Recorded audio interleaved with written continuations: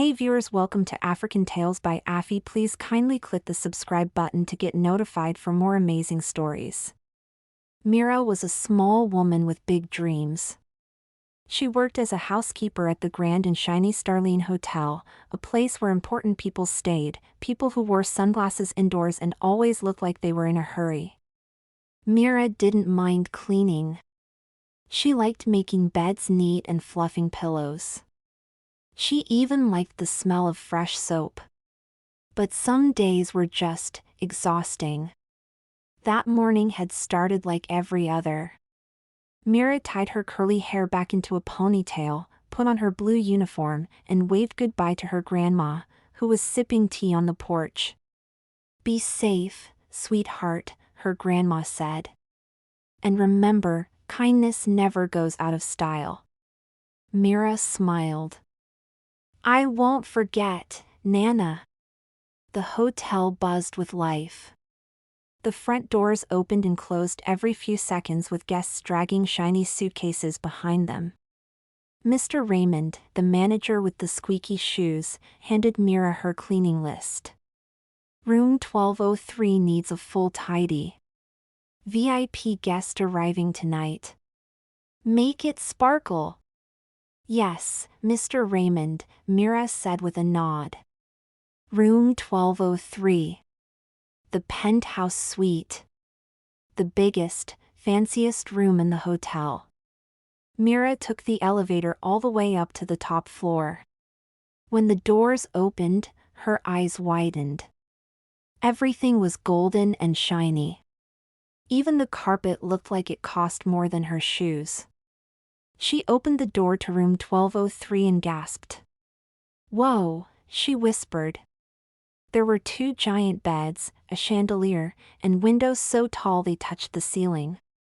Outside, the whole city stretched out like a toy village. Mira took a deep breath, grabbed her cleaning cart, and got to work. She dusted, mopped, and changed the sheets. Then she fluffed the pillows with extra care. "I bet whoever's staying here must be super rich," she said to herself, smiling as she puffed one last pillow. But after 2 hours of cleaning, Mira was tired. Really tired. She sat down on the edge of the bed, just for a second. Just to rest her feet. And then, she blinked once, then twice, and before she knew it, she was fast asleep. Sometime later, the elevator dinged. Footsteps echoed down the hallway. A man in a dark gray suit and sunglasses walked quietly toward room 1203. His name was Eli Jacobs, one of the richest men in the country. He owned buildings, cars, and even a yacht shaped like a dolphin. But despite all that, he was quiet and didn't like crowds. That's why he always stayed in the penthouse when he was in town. He opened the door to his suite and stopped in his tracks. There, curled up on the bed like a cat, was someone fast asleep. Eli raised an eyebrow. "What the?" He stepped closer. The girl looked peaceful, her hair in a messy ponytail, one hand under her cheek. Eli cleared his throat. "Excuse me?" "No answer." "Hey," he said, a little louder. "This is my room." Mira's eyes popped open. She yelped, sitting up so fast she almost fell off the bed. "Oh my goodness. I didn't mean to, I must've, oh no." Eli blinked. "Were you sleeping?" "I was just resting." "For a second. I didn't know I fell asleep. Please don't fire me." Mira scrambled off the bed, looking panicked. "I'm so sorry, sir." Eli scratched the back of his head. "Are you okay?" Mira nodded furiously. "Yes. I mean, yes, sir. I'll just, go." But as she rushed to the door, she slipped on a feather that had floated from the pillow, and thump, she landed right on the carpet. Eli tried not to laugh. That pillow really didn't want to be fluffed, huh? Mira groaned from the floor. This is the worst day ever. He walked over and offered her a hand. She looked up, surprised. "You're not going to report me?" she asked. Eli shrugged. "Why would I do that? You just look tired." Mira accepted his hand and stood up. "I am. But that's not an excuse. I should go." Eli watched her gather her cleaning tools. "What's your name?" She paused. "Mira." "Nice to meet you, Mira," he said. "I'm Eli." "I know," she said quickly, then blushed. "I mean, you're kind of famous." He smiled, just a little. "Well, if you ever need a break from pillow fluffing, come back and we'll talk. Maybe over coffee. No sleeping on the job though." Mira blinked. "Really?" Eli nodded. "Really?" And just like that, Myra's heart fluttered. She walked out of room 1203 not knowing what just happened, but knowing, deep down, that something strange and magical had just begun. The next morning at Starline Hotel was filled with more whispers than usual. "I heard someone saw Mira coming out of the penthouse suite yesterday," said Lila, one of the other housekeepers, while polishing a vase. "With her hair all messy," added Jonas from the laundry room. "She looked like she just woke up." Mira walked past them, holding her cleaning clipboard close to her chest. Her cheeks were burning. She heard every word but didn't say a thing. The truth was, she had woken up in the penthouse. And yes, her hair had been messy. But it wasn't what they thought. Still, how do you explain to your coworkers that you accidentally fell asleep in a billionaire's bed? You don't. You just keep walking. "Mira," someone called from behind her. She turned around. It was Mr. Raymond, the manager with squeaky shoes again. "Room 1203, he said, holding out a fresh keycard. "Mr. Jacobs asked for you personally." Myra's heart did a flip. "He did?" Mr. Raymond nodded. "Said he liked your cleaning style. Whatever that means." As Mira stepped into the elevator, she tried to calm her thoughts. "Maybe he just needs more towels," she told herself. "Or maybe he's going to tell me that I'm fired after all." The elevator dinged. Mira stepped into the grand hallway of the top floor. She took a deep breath and knocked on the door of room 1203. It opened almost instantly. "Mira," Eli said, smiling. "You came." I was told you needed something cleaned," she asked carefully. Eli laughed softly. "Not exactly. I was hoping you'd have time for coffee. No tricks.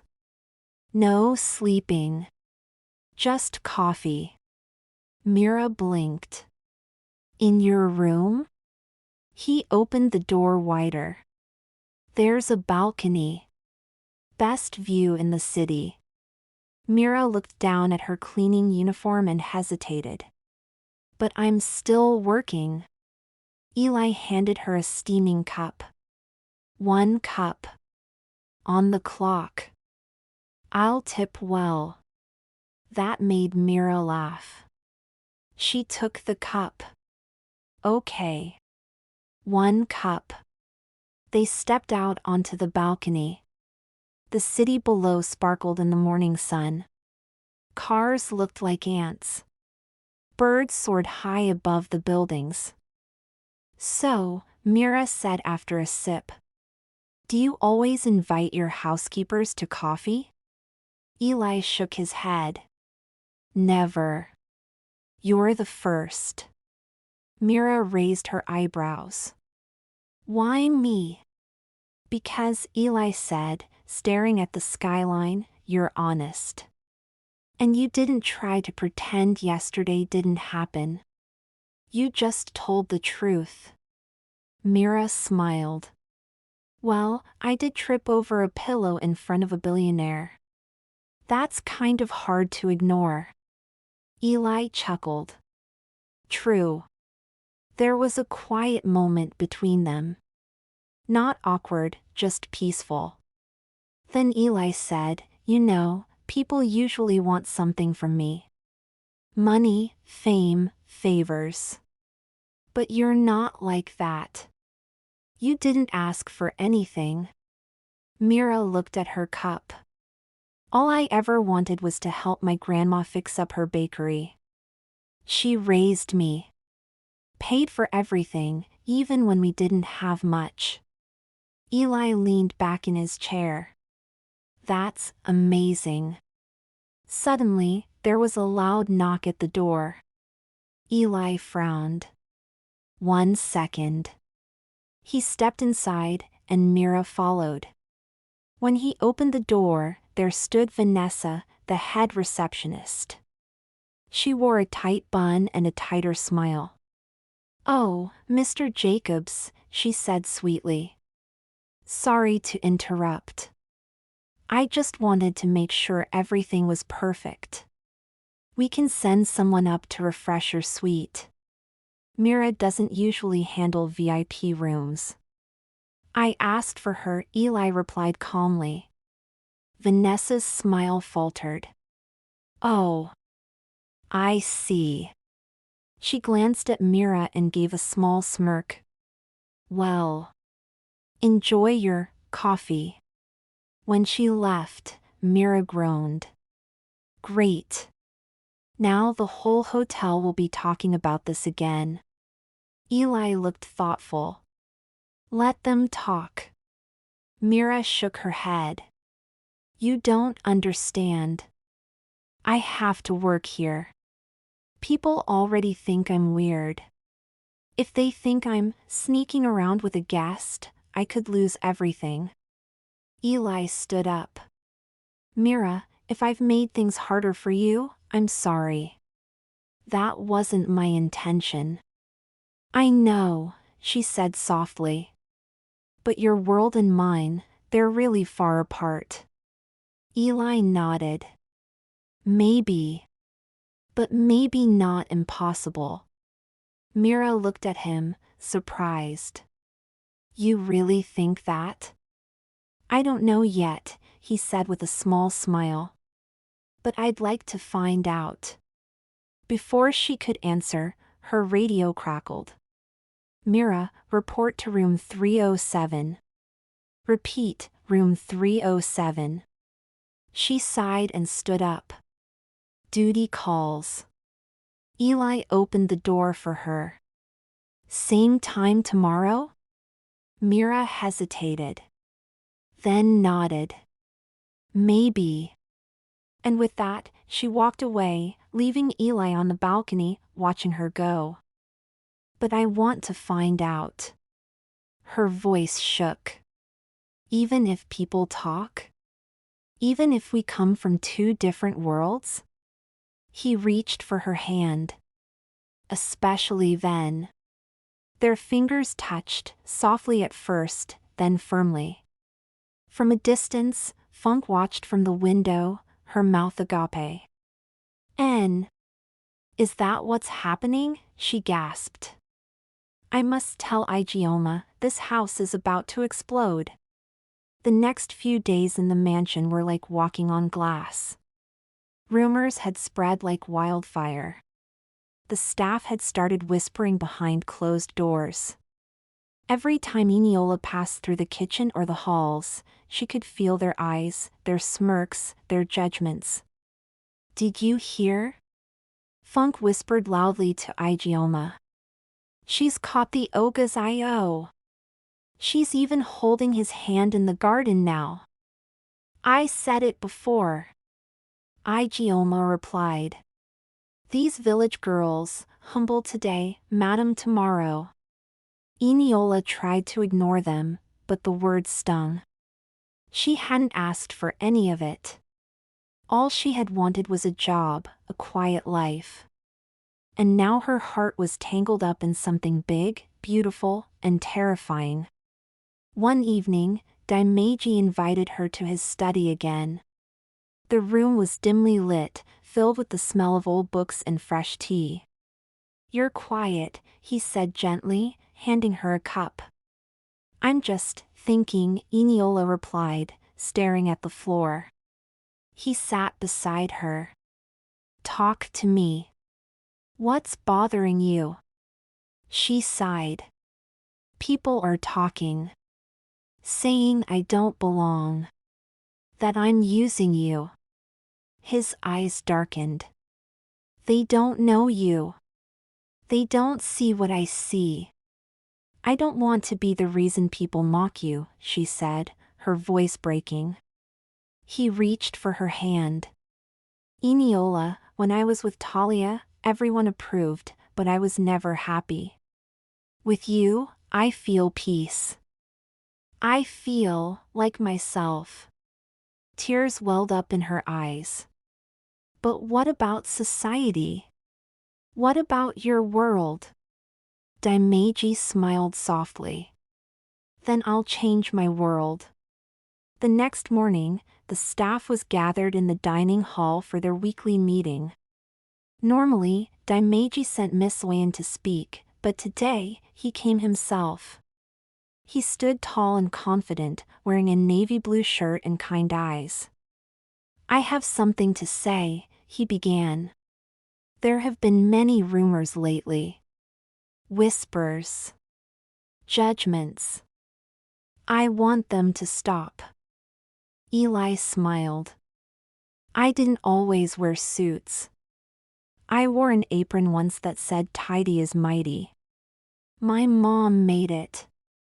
Mira laughed, a real laugh. Eli leaned back. I haven't thought about that in years. But yeah. I know what it's like. Mira sipped her hot chocolate.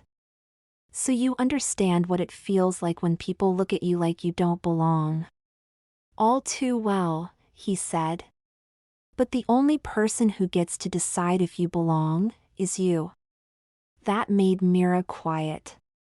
She looked out the window at the busy streets below. I never asked for your attention, you know, she said softly. I know, Eli replied. And I don't need anything from you. I believe you. I just like being around you, she whispered. Eli nodded. Same here. For a moment, it was quiet again. But this time, the quiet was calm. Then, knock knock knock. It was Mr. Raymond. Mira jumped. Oh no. Eli stood up and opened the door. Mr. Raymond blinked, surprised. Mr. Jacobs. I didn't know you had a guest. Eli smiled politely. She's helping me with something. Mr. Raymond's eyes darted to Mira. I see. Mira stood up. I was just leaving. Stay, Eli said. If you want. Mr. Raymond raised an eyebrow. We don't usually allow personal visits during shifts. Eli turned to him, calm but firm. Then maybe we should talk about updating the policy. Mr. Raymond cleared his throat. Very well. When the door closed again, Mira stared at Eli. You just stood up for me. Of course I did, he said. I like being around you too. Mira smiled a little, but her mind was racing. Eli, this isn't just coffee anymore. People are noticing. My job could be in danger. Then let's be honest, Eli said. About what this is. Mira blinked. What is this? He looked at her carefully. Something new. Something worth exploring. Myra's heart beat faster. But it's risky. So is anything real. She stood there, holding her half-finished hot chocolate. Her mind said to run. Her heart said to stay. Finally, she said, okay. But only if we take it slow. Eli smiled. Slow is good. They sat back down, side by side, sipping their drinks. Outside, the city moved on like always. But inside room 1203, something was growing, quietly, gently, between a girl with tired shoes and a man with everything but love. It had been a week since Mira and Eli agreed to take it slow. They met almost every day in room 1203. Sometimes for coffee. Sometimes just to talk. Other times, they said nothing at all and simply enjoyed the quiet. But outside the penthouse, the storm was brewing. It started with whispers. Then came the stares. And finally, the phone call. Mira was folding towels in the laundry room when her work phone buzzed. She picked it up. Hello? Mira Jenkins, said a deep voice on the other end. This is Mr. West from Starlene's corporate office. We need to speak with you. Today. 3 p.m. executive meeting room. Mira felt her stomach drop. Yes, sir. The line went dead.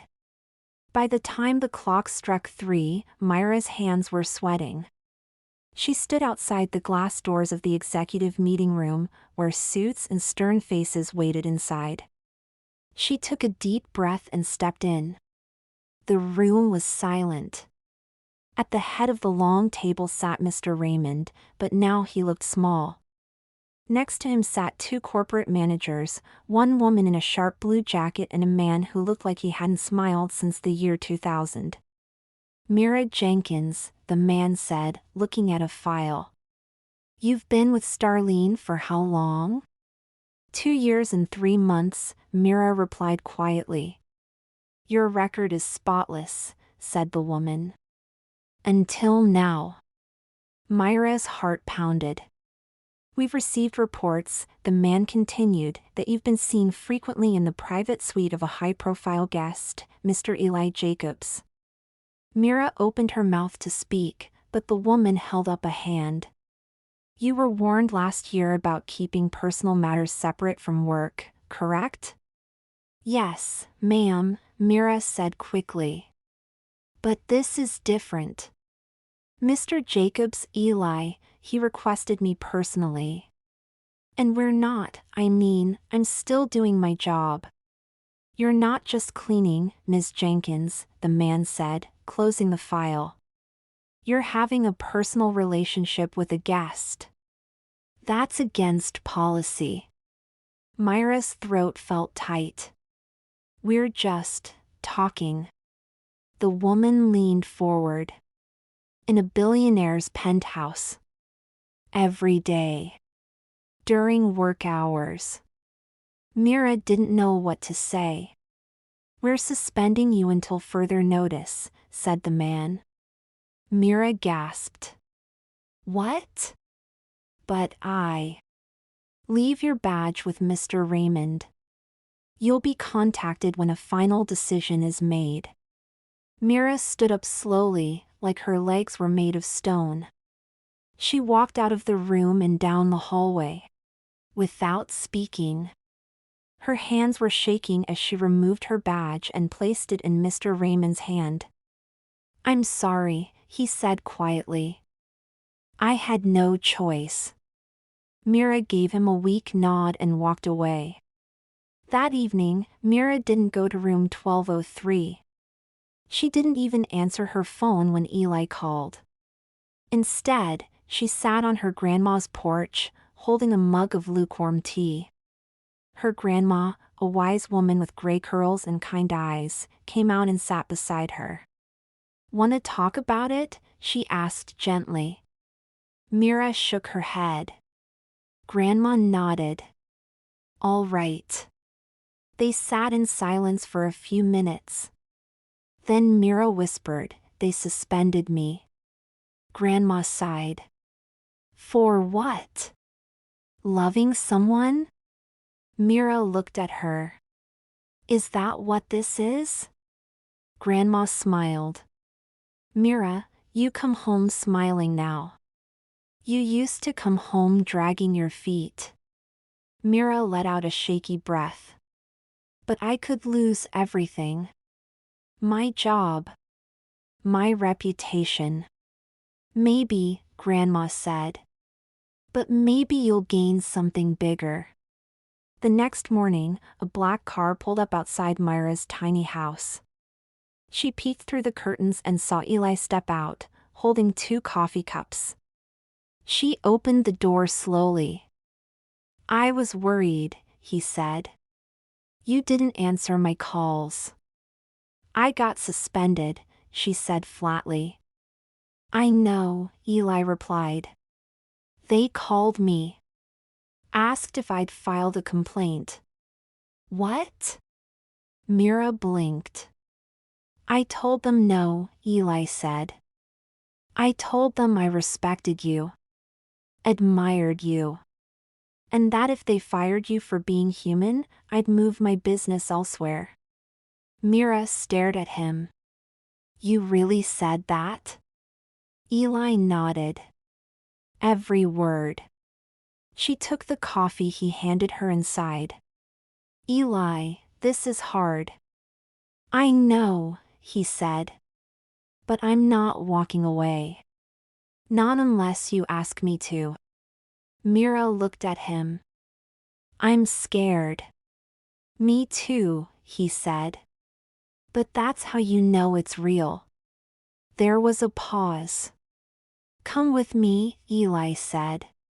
"Let's leave the city for a while. I have a house by the lake. You can rest. Think. Be somewhere where nobody's whispering behind your back." Mira hesitated. "You don't have to say yes now," he added quickly. "Just think about it." She nodded.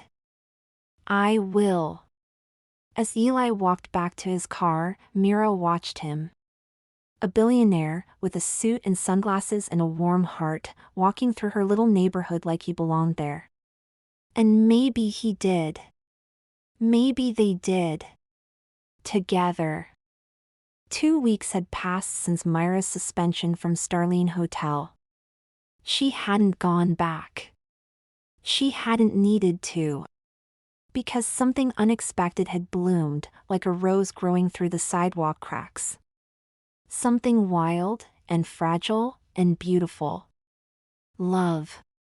Mira sat in a soft chair by the lake, wrapped in a thick sweater, her toes tucked into fuzzy socks. The little cottage Eli owned was quiet and sunny, with bookshelves and plants and the smell of cinnamon tea always in the air. She didn't feel like just a housekeeper here. She felt like herself. Eli stepped out onto the porch with a plate of warm banana bread.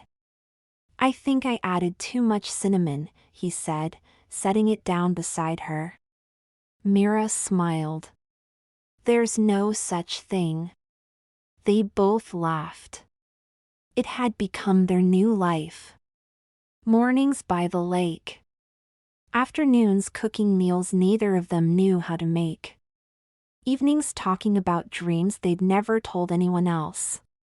But one day, while walking through a little town nearby, Mira stopped suddenly in front of an old brick building with broken windows and a faded sign. "Look at that," she whispered. Eli followed her gaze. "What is it?" She stepped closer. "It used to be a hotel. A long time ago. My grandma told me about it once. It was called the Whispering Inn.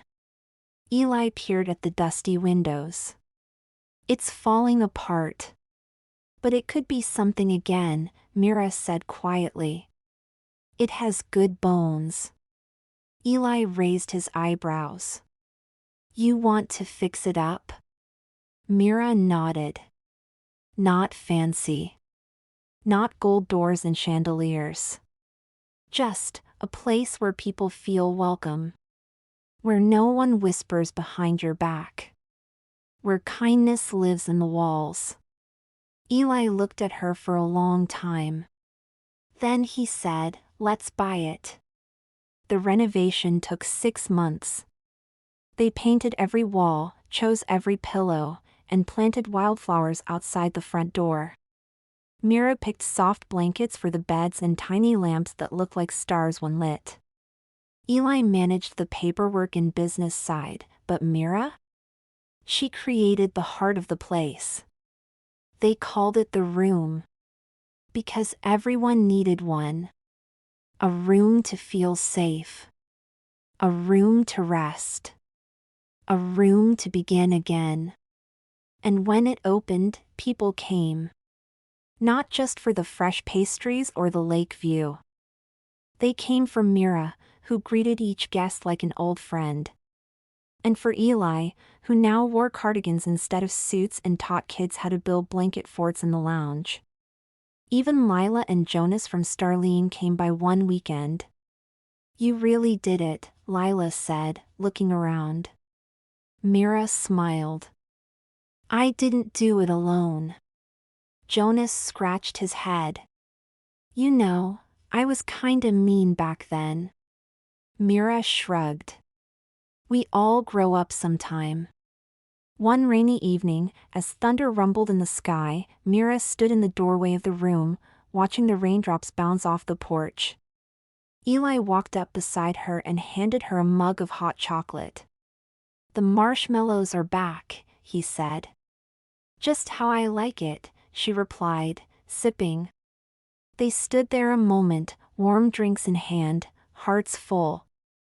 Then Eli turned to her. There's one more room we haven't made yet. Mira looked up. Oh. He reached into his coat pocket and pulled out a tiny velvet box. I was thinking, he said, opening it slowly, maybe it's time we made a room for us. A forever room. Mira gasped. Inside the box was a simple ring with a tiny stone, soft and sparkling, like a morning sun over the lake. You want to marry me? She said, her voice shaking. I do, Eli said. If you'll have me. Mira blinked back happy tears. I already do. They kissed, right there on the porch, as the rain danced around them and the world spun softly on. And just like that, the girl who once cleaned rooms had built one of her own. One full of love. And magic. And beginnings. Hello tribe, hope we enjoyed today's story. Please kindly put what you've learned in the comments section. Please remember to hit the like button, share this to your friends and family as well as subscribe to see you on the next one. Bye.